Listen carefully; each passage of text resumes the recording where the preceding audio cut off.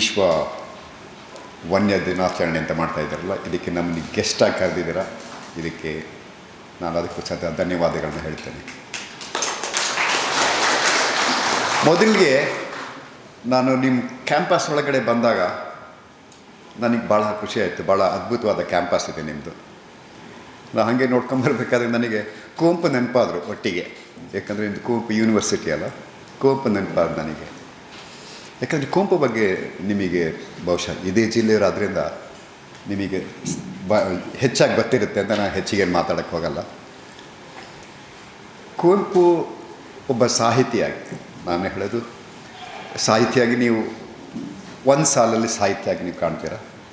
But ಸ್ವಲ್ಪ ನೀವು ಗಂಭೀರವಾಗಿ ಸಾಹಿತ್ಯನ ಅಧ್ಯಯನ ಮಾಡೋರಾದರೆ, ಅಥವಾ ಸ್ವಲ್ಪ ವಿಜ್ಞಾನದ ತಳಹದಿ ಇದ್ದವರು ಅವ್ರ ಸಾಹಿತ್ಯನ ನೀವು ಅಧ್ಯಯನ ಮಾಡಿದ್ರೆ ಬೇರೆ ಬೇರೆ ವಿಷಯಗಳು, ಬೇರೆ ಬೇರೆ ಡೈಮೆನ್ಷನ್ಸ್ಗಳು ಓಪನ್ ಆಗ್ತಾ ಹೋಗುತ್ತೆ. ಸೊ ಅವರಿಗೆ ಎಷ್ಟು ಆಸಕ್ತಿ ಇತ್ತಂದರೆ, ಈಗ ನೀವು ಅವ್ರ ಸಾಹಿತ್ಯದಲ್ಲಿ ನೋಡ್ಬೋದು, ನಿಮಗೆ ರಾಕೆಟ್ ಟೇಲ್ರೋಗೋ, ಕಾಜಾಣ, ಅದೇ ರೀತಿ ಟೇಲರ್, ಈ ಥರ ಕೆಲವು ಹಕ್ಕಿಗಳ ಬಗ್ಗೆ ಕವನಗಳೇ ಬಂದಿದ್ದಾವೆ.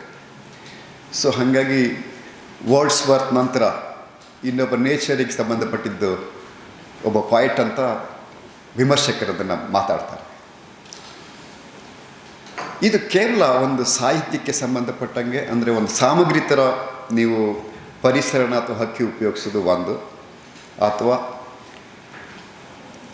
ಏನೂ ಇಲ್ಲದೆ ನೀವು ಉಪಮೆಗಳಿಗೂ, ಬೆಟ್ಟ ಗುಡ್ಡ ಅಥವಾ ನದಿ ಇವೆಲ್ಲ ಇರ್ಬೋದು, ಇವುಗಳು ಉಪಮೆಗಳಾಗಿ ಉಪಯೋಗಿಸೋಂಥದ್ದು. ಬಹುಶಃ ಕುವೆಂಪು ಅದರಿಂದ ಮುಂದೆ ಇದ್ರಂತ, ಅಂದರೆ ನಿಜವಾದ ವಿಜ್ಞಾನದ ವಿದ್ಯಾರ್ಥಿಯಾಗಿ. ಯಾಕಂದರೆ ಅವರು ಓದಿದ ಕನ್ನಡ MA, ಸಣ್ಣ ವಯಸ್ಸಲ್ಲಿ ಅವರು ಮಲೆನಾಡು ಬಿಟ್ಟಿದ್ದಾರೆ.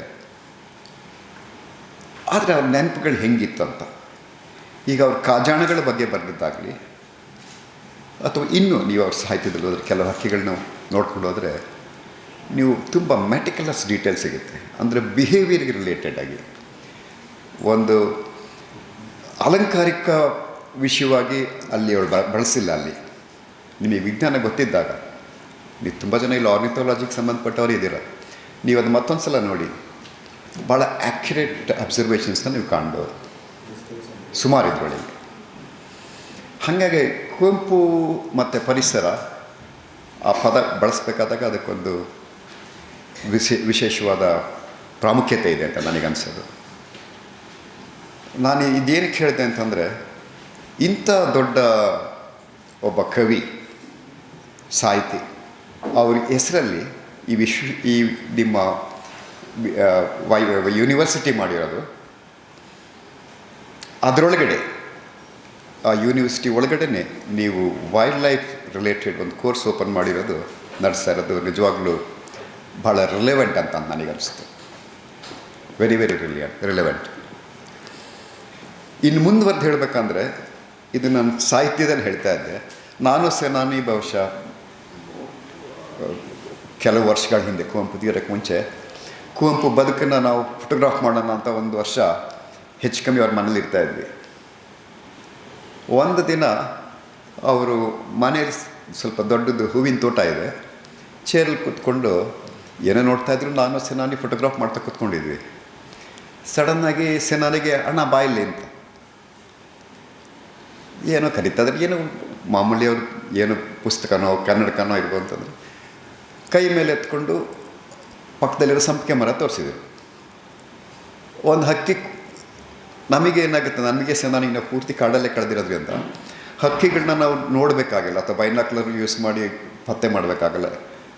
ನಮಗೆ ಅವುಗಳ ಧ್ವನಿ ಮನೆ ಗೊತ್ತಾಗತ್ತೆ ಅಲ್ಲಿ ಇದೆ ಇಲ್ಲ ಅನ್ನೋದು. ಸಡನ್ನಾಗಿ ಈ ಹಕ್ಕಿ ಯಾವುದಣ್ಣ ಅಂತ ಕೇಳಿದ್ರು. ಸೆನಾನಿ ನೋಡಿ ಹೇಳ್ದ, ಅದು ಟಿಕಲ್ಸ್ ಫ್ಲವರ್ ಪೆಕರ್ ಅಂತ ಹೇಳ್ದ. ನನಗೆ ಅವರು ಪ್ರಶ್ನೆ ಕೇಳಿದ್ದು ಫಸ್ಟ್ ನನಗೆ ಭಾಳ ಆಶ್ಚರ್ಯ ಆಗಿದ್ದಂದರೆ, ನಿಮಗೆ ಬಹುಶಃ ನೀವು ಅದೇ ವಿದ್ಯಾರ್ಥಿಗಳಿಂದ ಟಿಕಲ್ಸ್ ಫ್ಲವರ್ ಪೆಕರ್ ನಿಮಗೆ ಗೊತ್ತಿರ್ಬೋದು, 9 ಸೆಂಟಿಮೀಟ್ರ್ ಅದು, ಭಾಳ ಸಣ್ಣದು, ಬ್ರೌನ್ ಕಲರ್, ನಿಮಗೆ ಭಾಳ ಕಾನ್ಸ್ಪಿಕ್ಯೂಸ್ ಆಗಿ ನಿಮಗೆ ಕಾಣದೇ ಇರುತ್ತೆ ಅದು ಕಣ್ಣಿಗೆ. ಜೊತೆಗೆ ಭಾಳ ಫಾಸ್ಟಾಗಿ ಹಾರಾಡಾಕಿ, ಅಂದರೆ ಟೈಮೇ ಇಲ್ದಿದ್ದಾಗ ಓಡಾಡ್ತಾ ಇರುತ್ತೆ ಅದು. ಇದನ್ನು ಹೆಂಗೆ ಇವರು ಅಬ್ಸರ್ವ್ ಮಾಡಿದರು ಅಂತ ನನಗೆ ಆಶ್ಚರ್ಯ ಆಯಿತು. ನಾನು ಟಿಕಲ್ಸ್ ಫ್ಲವರ್ ಪೆಕ್ಕರ್ ಅಂತ ಇಂಗ್ಲೀಷಲ್ಲಿ ಹೇಳಿದಾಗ ಸ್ವಲ್ಪ ಹೊತ್ತು ಯೋಚನೆ ಮಾಡಿದರು ಅವರು. ನಾನು ಅದಕ್ಕೆ ಬಂದಳಿಕೆ ಹಕ್ಕಿ ಅಂತೀನಿ ಅಣ್ಣ ಅಂತ. ನಮಗೆ ಸ್ವಲ್ಪ ಫೀಲ್ಡಲ್ಲಿದ್ದು ಈ ಥರ ಸ್ವಲ್ಪ ಸೂಕ್ಷ್ಮವಾದ ಅಬ್ಸರ್ವೇಷನ್ಗೆ ನಾವು ಒಳಗಡೆ ಇರೋದ್ರಿಂದ ನನಗೆ ನಿಜವಾಗ್ಲೂ ಭಾಳ ಆಶ್ಚರ್ಯ ಆಗ್ತದೆ. ಒಬ್ಬ ಕವಿ ಈ ಥರ ಹೆಂಗೆ ಸಾಧ್ಯ ಆಗ್ಬೋದು ಅಂತ. ಯಾಕಂದರೆ ಅವ್ರು ಬಂದಳಿಕೆ ಅಂತ ಯೂಸ್ ಮಾಡಿದ್ದು ನಿಮಗೆ ಪದ ಗೊತ್ತಿರುತ್ತೆ. ಪ್ಯಾರಾಸೈಟಿಕ್ ಪ್ಲ್ಯಾಂಟ್ಸ್ ಇದ್ದಾವಲ್ಲ, ಈಗ ಲಾರಂತಾಸ್ ಇವೆಲ್ಲ ಇದ್ದಾವೆ, ಅಲ್ಲಿಗೆ ಬರ್ತವೆ. ನೀವು ನೋಡಿ ಇವತ್ತು ಮನೆಗಳಲ್ಲಿ ಗಿಡಗಳು ಹಾಕಿದ್ರೂ ಸುಮಾರು ಗಿಡಗಳಲ್ಲಿ ಅವು ಬರ್ತವೆ. ಈ ಹಕ್ಕಿ ಅದರ ಹಣ್ಣನ್ನು ಬೀಜ ಪ್ರಸಾರ ಮಾಡೋ ಏಜೆಂಟ್ ಬೇಸಿಕಲಿ. ಸೊ ಭಾಳ ಫಾಸ್ಟಾಗಿ ಎಲ್ಲೆಲ್ಲಿ ಈ ಲಾರಂತಸ್ ಇರ್ಬೋದು, ಬೇರೆ ಬೇರೆ ಪ್ಯಾರಾಸೈಟಿಕ್ ಗಿಡಗಳಿದ್ದಾವಲ್ಲ ಗಿಡದ ಮರದಲ್ಲಿ, ಅಲ್ಲಿಗೆ ಮಾತ್ರ ಅವು ಭೇಟಿ ಕೊಟ್ಟು ಹೋಗ್ತಾನೆ ಇರ್ತವೆ ಭಾಳ ಫಾಸ್ಟಾಗಿ. ನಾನು ಆ ಹಕ್ಕಿ ಬಂದು ಹೋಗೋದು ಸರಿ, ಬಟ್ ಕರೆಕ್ಟಾಗಿ ಅದು ಆ ಪ್ಯಾರಾಸೈಟ್ ಗಿಡಕ್ಕೆ ಬಂದು ವಿಸಿಟ್ ಮಾಡಿ ಹೋಗ್ತಿದೆ ಅನ್ನೋದನ್ನು ಗಮನಿಸ್ಕೊಂಡು ಇವರು ಅದಕ್ಕೆ ಬಂದಳಿಕೆ ಹಕ್ಕಿ ಅಂತ ನಾನು ಕರಿತೀನಿ ಅಂದ್ರಲ್ಲ, ನನಗದು ಫ್ಯಾಸಿನೇಟ್ ಆಗೋಯ್ತು ನನಗೆ. ಯಾಕಂದರೆ ಅದು ಒಬ್ಬ ವಿಜ್ಞಾನಿಗೆ ಇರಬೇಕಾಗಿದ್ದ ಒಂದು ಏನು ಹೇಳ್ಬೋದು ಅದಕ್ಕೆ ಆ ಕುತೂಹಲ ಮತ್ತು ಅಬ್ಸರ್ವೇಷನ್ ಇದಿರಬೇಕಲ್ಲ, ಅದು ಒಬ್ಬ ಕವಿಗಿತ್ತದು. ನನಗೆ ನಿಜವಾಗ್ಲೂ ಭಾಳ ಅಂದರೆ ನಾನು ಆ್ಯಕ್ಚುಲಿ ನೋಡಿರಲಿಲ್ಲ ಆ ರೀತಿ. ಯಾಕಂದರೆ ನಾನು ಸಾಮಾನ್ಯವಾಗಿ ನಾನು ಸ್ವಲ್ಪ ಸಾಹಿತ್ಯ, ಯಾಕಂದ್ರೆ ನಂದು ಅಂದರೆ ಸ್ವಲ್ಪ ಸಾಹಿತ್ಯನೂ ಇಂಟ್ರೆಸ್ಟ್ ಇದೆ ನನಗೆ, ಹಿಸ್ಟ್ರಿ, ಜಿಯೋಗ್ರಫಿ, ನಮಗೆ ಬೇರೆ ಎಲ್ಲ ಕ್ಷೇತ್ರನೂ ಇಂಟ್ರೆಸ್ಟ್ ಇರೋದು ಇದ್ರೂ ಈ ಸಾಹಿತ್ಯದಲ್ಲಿ ನಮಗೆ ಭಾಳಷ್ಟು ಜನ ಸಾಹಿತಿಗಳು, ದೊಡ್ಡ ಸಾಹಿತಿಗಳು ನಮಗೆ ಸ್ನೇಹಿತರಿದ್ರೂ ಈ ವಿಷಯಗಳು ಬಂದಾಗ ನಮಗೆ ಅವರಿಗೆ ಸಾಹಿತ್ಯ ಕ್ಷೇತ್ರ ಬಿಟ್ಟು ಬೇರೆ ಕ್ಷೇತ್ರದಲ್ಲಿ ಅವರಿಗೆ ಅಷ್ಟೊಂದು ಹಿಡ್ತಾ ಇರಲಿಲ್ಲ, ಅಥವಾ ಆಸಕ್ತಿನೂ ನಾವು ಅಷ್ಟಾಗಿ ಗಮನಿಸಿರಲಿಲ್ಲ.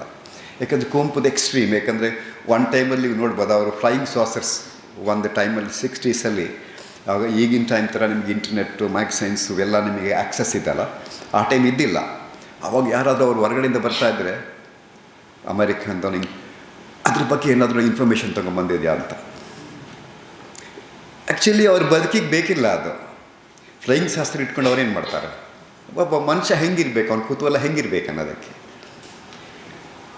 ಸೊ ನನಗನ್ಸೋದು ಇಂಥ ಯೂನಿವರ್ಸಿಟಿನಲ್ಲಿ ನೀವು, ಯಾಕಂದರೆ ಕುವೆಂಪುದು ನಿಮಗೆ ಇಲ್ಲೊಂದು ಸಿಗ್ನೇಚರ್ ಇದೆ,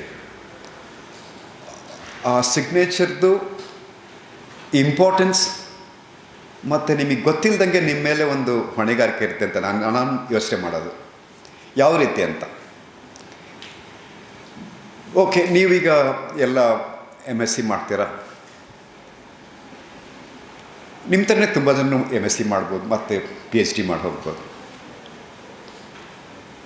ನೆಕ್ಸ್ಟ್ ಏನಂತ, ನಿಮ್ಮಿಂದ ವೈಲ್ಡ್ ಲೈಫಿಗೆ ಏನು ಎಕ್ಸ್ಪೆಕ್ಟ್ ಮಾಡ್ಬೋದು, ಅಥವಾ ಪರಿಸರಕ್ಕೆ ನಾವು ಸಮಾಜ ನಿರೀಕ್ಷೆ ಮಾಡ್ಬೋದು ಅಂತ. ಇದು ನಿಜವಾಗ್ಲೂ ಒಂದು ಚಾಲೆಂಜಿಂಗ್ ಅಂತ. ಏಕೆಂದರೆ ಇವತ್ತಿನ ದಿನ ಇದೆಯಲ್ಲ, ಇವತ್ತಿನ ದಿನ ವರ್ಲ್ಡ್ ವೈಡ್ ನಾವು ವರ್ಲ್ಡ್ ಬೀಡನ್ನು ನಮ್ಮ ಸುತ್ತಮುತ್ತಲ ಪರಿಸರನೇ ನಾವು ಗಮನಿಸಿದಾಗ ಭಾಳ ಚಾಲೆಂಜಿಂಗ್ ಇದೆ. ಯಾಕಂದರೆ ಪಾಲಿಸೀಸ್ ಎಗನೆಸ್ಟ್ ಆಗಿದೆ, ಸೋಷಿಯಲಿ ನಮಗೆ ಅಥವಾ ಎಸ್ಥೆಟಿಕಲಿ ನಮಗೆ ಅದ್ರ ಬಗ್ಗೆ ಕಲ್ಚರಲಿ ನಾವು ಮಾತಾಡ್ತೇವೆ. ಬಿಟ್ಟರೆ ನಮಗೂ ಇದಕ್ಕೆ ಅಷ್ಟು ದೊಡ್ಡ ಗ್ಯಾಪ್ ಇದೆ. ಎನ್ವಿರಾನ್ಮೆಂಟ್ ಅಂತ ನಾವು ಮಾತಾಡ್ಬೋದು, ನಿಜವಾದ ಬದುಕಲ್ಲಿ ದೊಡ್ಡ ಗ್ಯಾಪ್ ಇದೆ. ಅಂದರೆ ಈಗ ನಾವು ಎಜುಕೇಷನ್ ಮುಗಿಸ್ಕೊಂಡು ನೀವು ಒಂದು ಒಳ್ಳೆ ಪೊಸಿಷನ್, ನೀವೊಂದು ಫ್ಯಾಕಲ್ಟಿಗೆ ಹೋಗ್ಬೋದು, ಅಥವಾ ಪೊಲ್ಯೂಷನ್ ಕಂಟ್ರೋಲ್ ಬೋರ್ಡ್, ಅಥವಾ ಹೊರಗಡೆ ಹೋಗಿ ರಿಸರ್ಚ್ ಮಾಡ್ಬೋದು. ಏನು ಒಟ್ಟಲ್ಲಿ ಒಂದು ಪದವಿ ಅಂದರೆ ಒಂದು ನೀವು ಸೊಸೈಟಿನಲ್ಲಿ ಒಂದು ಪೊಸಿಷನ್ನಿಂದ ನಿಮಗೆ ಮನೆ ಕಟ್ಕೋಬೋದು, ಒಳ್ಳೆ ಸಂಬಳ, ಅಥವಾ ಚೆನ್ನಾಗಿರೋ ಹುಡುಗಿ ಮದುವೆ ಮಾಡ್ಕೊಬೋದು. ರೈಟ್. ಸೊ ಬದುಕು ಇಷ್ಟೇನಾ ಅಂತ, ಇಷ್ಟೆಲ್ಲ ಫೌಂಡೇಶನ್ ಇಟ್ಕೊಂಡು ಅಷ್ಟಕ್ಕೆ ಸೀಮಿತ ಆಗೋದಾದರೆ ಬದುಕಿಗೆ ಅಷ್ಟು ಅರ್ಥ ಇದೆಯಾ ಅಂತ. ಸೊ ನಾವು ಏನು ಮಾಡಬೇಕಂತ, ಬದುಕು ಒಂದು ರೀತಿ ಅರ್ಥಪೂರ್ಣವಾಗಿರಬೇಕಂತ. ಪರಿಪೂರ್ಣ ಆಗದೆ ಇದ್ದರೂ ಪೂರ್ಣ ಆಗಬೇಕಂತ ನನಗನ್ಸೋದು. ಪೂರ್ಣ ಅಂದರೆ ಹೆಂಗೆ ಆಗಬೇಕಂತ,